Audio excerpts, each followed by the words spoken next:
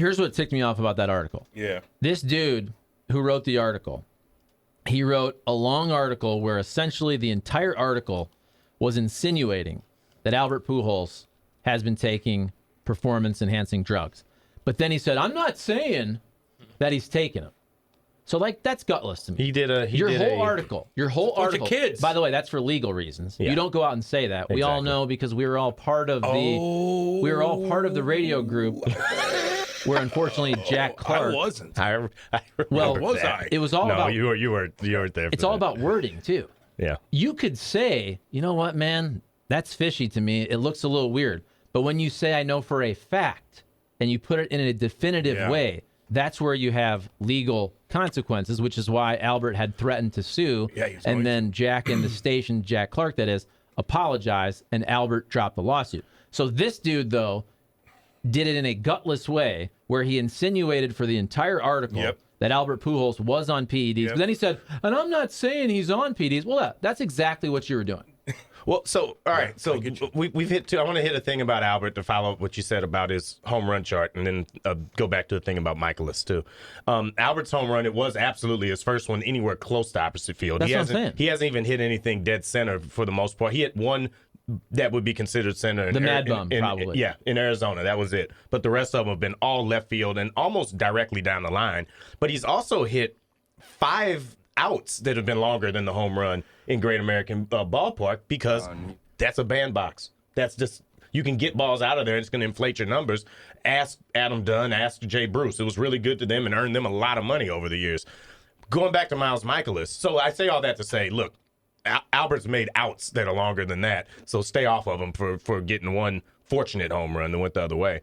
Michaelis, the thing that concerns me about that is that he hasn't pitched anywhere near this many innings in 3 years.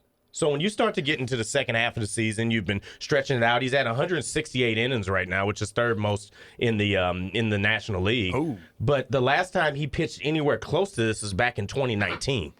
And that's when he had one season of 184, and then he did 200 a year before that. Was he 32? He is 33. This is age 33 season right now. His arm's a little, So, I mean, that's a big ramp up. He's 34, and he turned 34 in August. Damn. So, I mean, that's a big ramp up to take on when you're starting to approach a level that you haven't been at in 3 years. And here's another part about the Albert conversation. I looked this up last night. One of the big differences in Albert this year versus last year actually is his walks, right? His OBP is higher because he's walking at a much higher rate. But if you break it down based on plate appearances, so I did this last night, this season Albert Pujols is hitting a home run every 16.9 plate appearances, essentially every 17 plate appearances. Last season, Albert Pujols hit a home run every 17.4 plate appearances. It's essentially the same. Mm-hmm. The other thing is, you're writing this article, and we're talking about Albert right after, or if he's still in the middle of this unbelievable hot streak. Every baseball player has a horrible month and a great month. I don't think Albert Pujols, all due respect, is probably going to continue at a pace where he's batting close to 400. The other part is, Albert is still essentially the same guy. He destroys lefties, and he hits most of his home runs off lefties. He's still not even a league average hitter against righties. All right, text line's blowing up. Get them in, 855-282-8255. Let's see. Did I say that right? 855-282-8255. Might be. I haven't messed that one up in a long time. All right, Tom Bernasky's Batwing. Another station had the announcer on. He was being critical of that park and their wall. He has brought this up several times throughout the season. He said he meant nothing at all about Albert being fishy. I listened to that clip on the air, and he should have specified then. Because with the Albert thing, I've heard two different narratives. One is, are they juicing the balls for him? The other one is he on PEDs? Yeah. So I don't think you can throw something like that out there without explaining yourself. Good call on that, Charlie. You would have never done that. Dude from Cincinnati was on the PP Talk show you guys took over for. He said, the PP Talk. He said he was talking about taking a look at the short wall and right. Said he mentioned it in their broadcast before. I mean, they keep going on and on and on and on. I don't buy that. Yeah?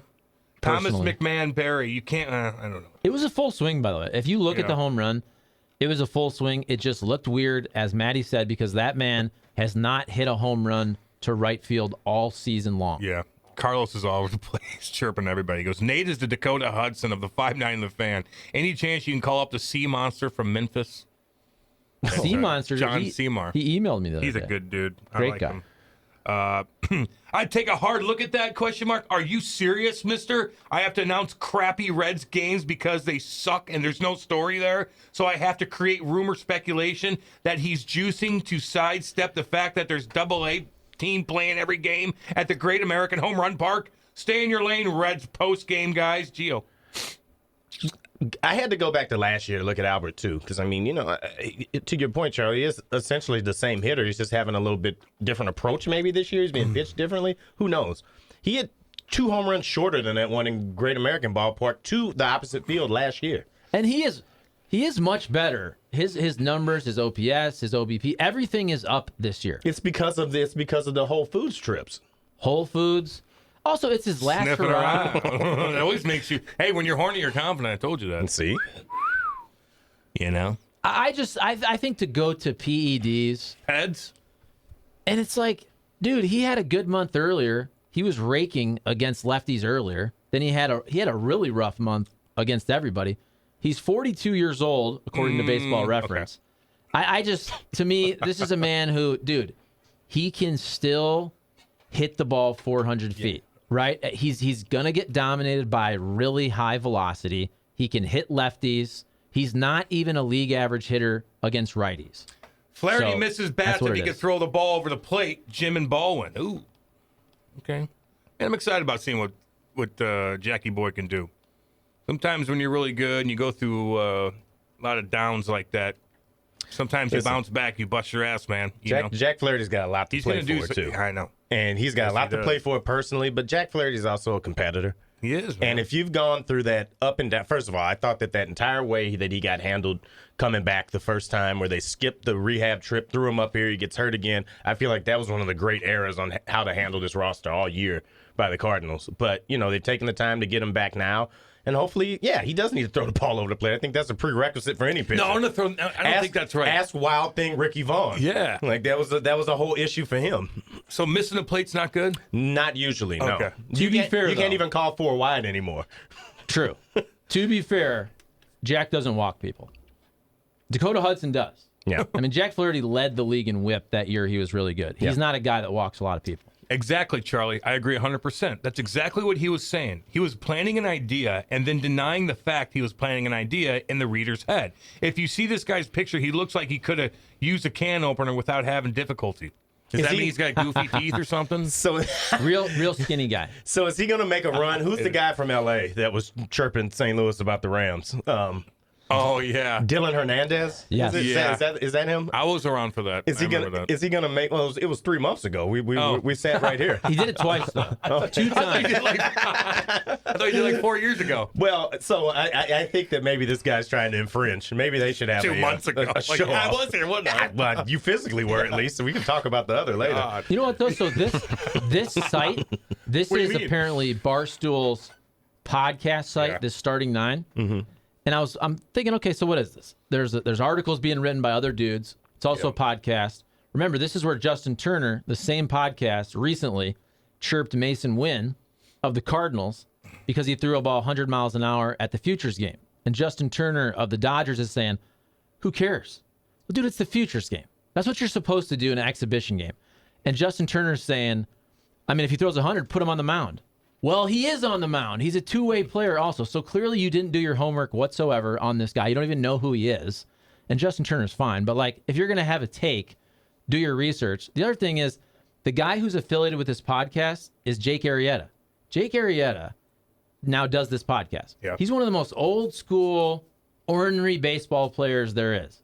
And I would think he would not want to be associated with a podcast, with an article of a dude who's writing clickbait, and he's basically saying this dude's on PED'S, but then he backs out of it. If I'm Jake Arrieta, I don't want to be affiliated with that dude. Yeah, I get you, man. And they'll spread like wildfire if you... Well, it did already. Yeah. I mean, that's exactly it's like your what he did. reputation too, yeah. Yeah, but exactly what this dude wanted happened, which is everybody in St. Louis is talking about it. The guy that wrote that article is like a 45-year-old Mets fan. Cray chimes in.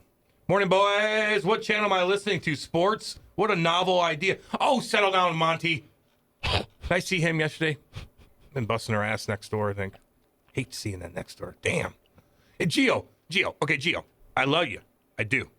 But you keep texting in the same damn thing, and it's clogging it up.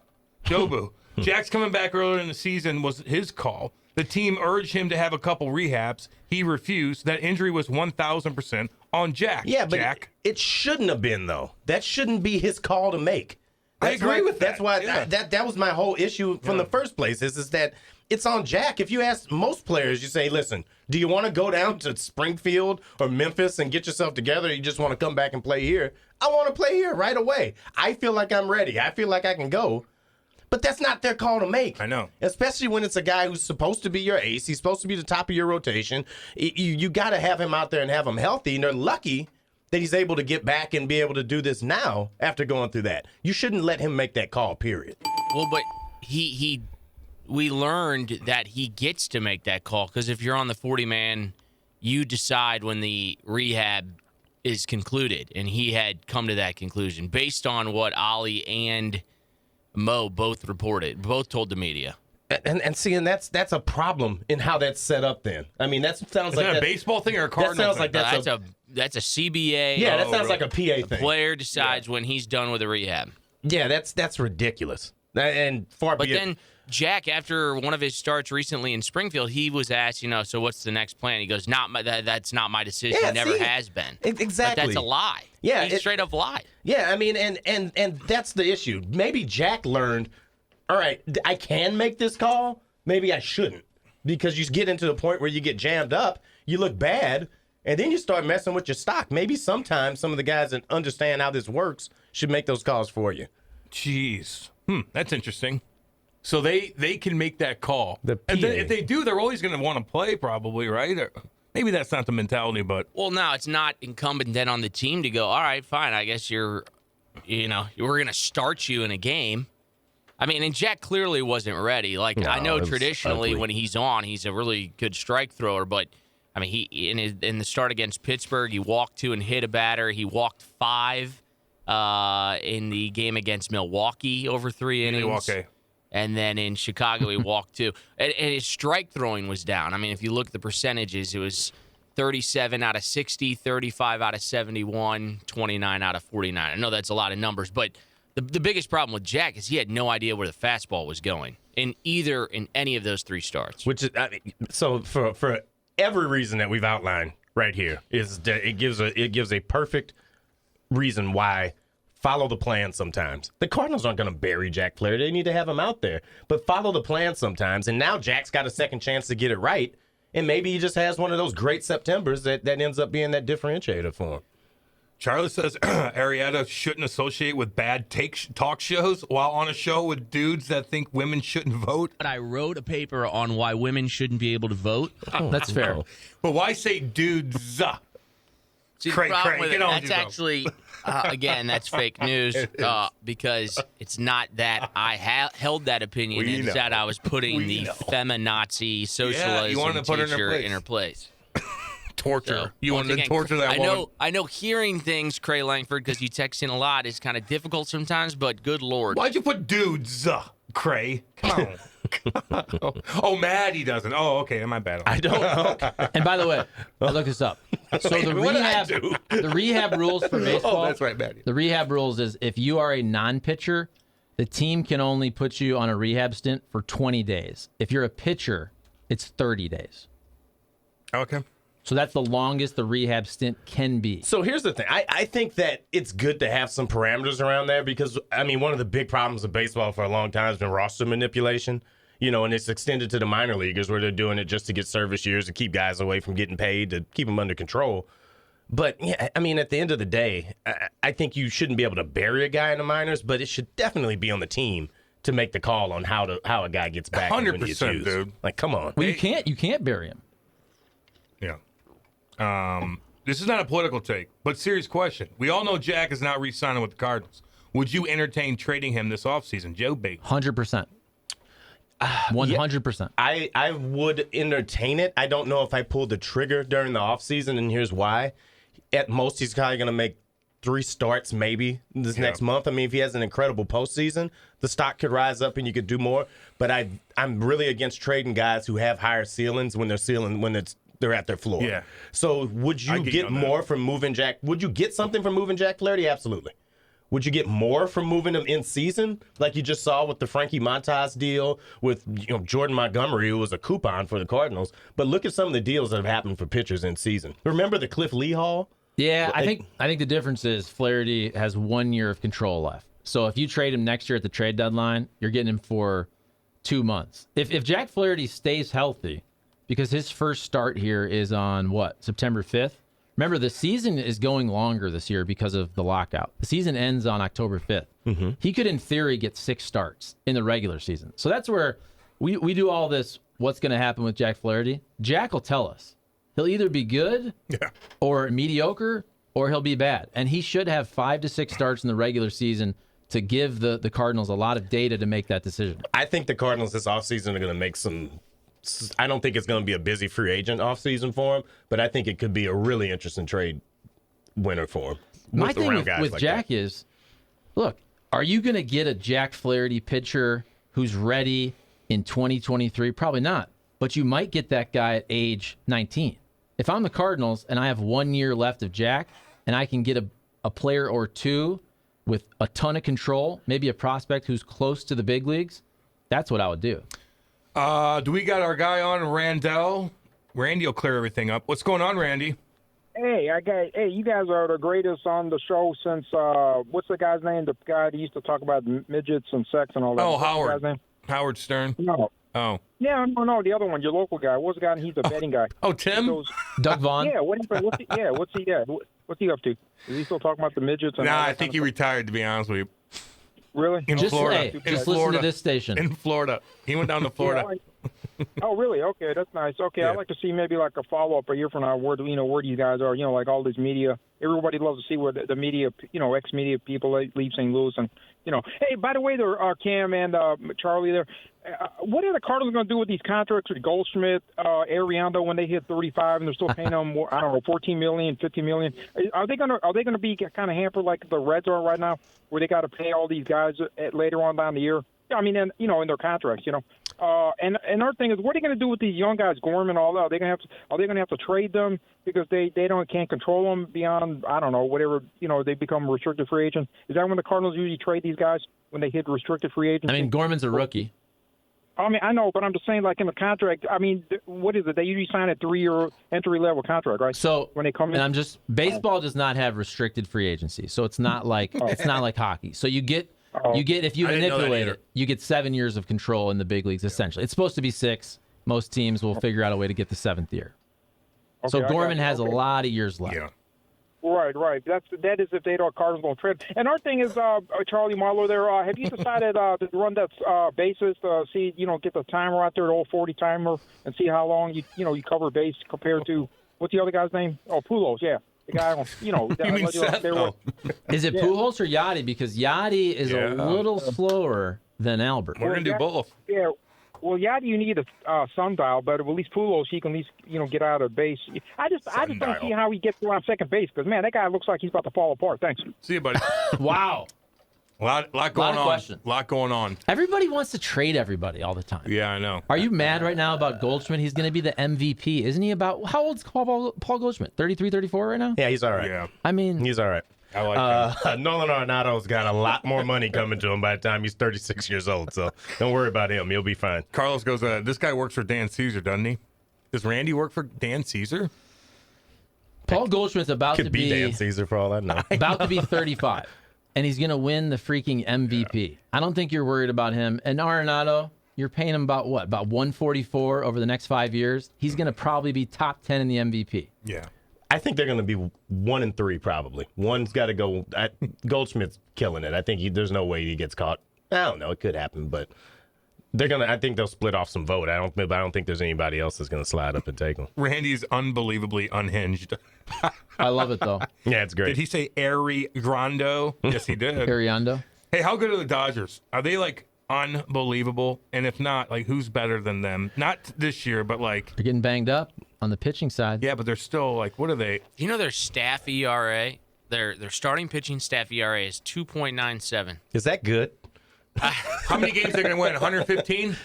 They're unreal, and they've had more hits. Tony Gonsolin just went on the IL. Walker Buehler obviously out. They've had like 5 or 6 major injuries to their starting pitching, and they just continue to overcome it. I mean, Dodgers are sort of like the Cardinals with their plethora of incumbent minor league players. And they've got guys, and so the Dodgers are a good team to bring up when you talk about Jack Flaherty. Not for the reasons that you think that connection is, but Dustin May just came back. Dustin May is incredible. He's got filthy stuff.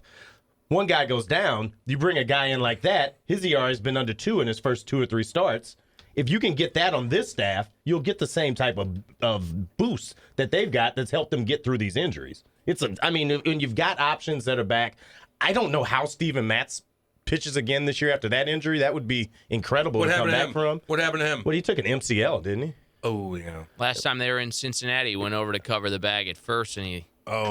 And slightly away from that, when you talk about pitching injuries like that, the guy in Colorado, he took an ACL here in the day game. Antonio Sensatella. I didn't want to try to say it myself, so Matz could pitch out of the pen though. Say what? Matz could pitch out of the pen. That's what they're trying to bring him back at. That'd be great. Speaking of pitching out of the pen, Zach Thompson touched 99 the other night. I mean, let's not mess around. Let's really see it. I think that all September is to this point is going to be seeing who are the best 12 to 13 guys you got out there. Figure it out. Who had the most wins in baseball history? Like, you don't have to go down to like the way down. 117 or the Mariners, right? Yeah, Mariners. And did they win that year? No, They lost in the first round. Wow. Yep. Wow. Yeah. Have they won before? No. Wow. They haven't been to the playoffs. The longest playoff drought. Were they loaded that year, or were they playing? Were they in a bad division, so they stacked up wins? That was Ichiro's Brett rookie Boone. year. Yeah, they were solid. Martinez. Whoa. Maybe? And so who they play? Sorry for my ignorance. I'm just curious because I was wondering because I know Dodgers are going to probably get to 114. Was it the Yankees? Yeah, the Yankees took them out. Oh. So they were 116 and 46 that year, and they lost in the ALCS, not in the first round. They lost in the CS that year. And they had moved Griffey and A-Rod And Randy in the Johnson. previous seasons. What year was that? It was 2001. Wow. Rookie of the year and MVP. They moved Ichiro. all those guys too, didn't they? Well, Didn't have enough money to pay them. yeah, A-Rod signed with the Rangers. The 98 Yankees won 114 and got it done, though. Wow. That is such a buzzkill. I mean, the It's like Dodgers. Colorado losing to the Blues. How many games did the Dodgers and the Giants win last year? They were both like one, Somewhere in the 114-ish. yeah, something like that. Man, that's crazy. Cray. What They the- were, they had, Dodgers were 107 and the Giants were 107, the Dodgers were 106. My bad. Let me tell you guys. Let me tell you guys something right quick here. I'm trying. You know what? Nate got me a new a little binder here for all my live Aw. reads, and so I'm kind of going through them, and I'm just kind of getting organized here. Winning season has officially returned, and with the NFL preseason live, there are plenty of opportunities to win at MyBookie. Whether you're a seasoned bettor or a first timer, MyBookie gets you the most for your money with a double deposit bonus that's up to $1,000. To claim your bonus, sign up for the promo code BET590 on your first deposit and instantly double your money with MyBookie. It's simple. A $250 deposit instantly doubles into $500 right into your account. Immediately use your funds to bet on as many individual games, contests, or props as you want. Bet on team win totals, predictive Super Bowl winner, or use the MyBookie prop builder to give yourself the edge you need to secure the bag. Meaning probably money, right? Because, what do you want just a bag for? Groceries or something? How about a nice Louis Vuitton bag? Oh, that'd be cool.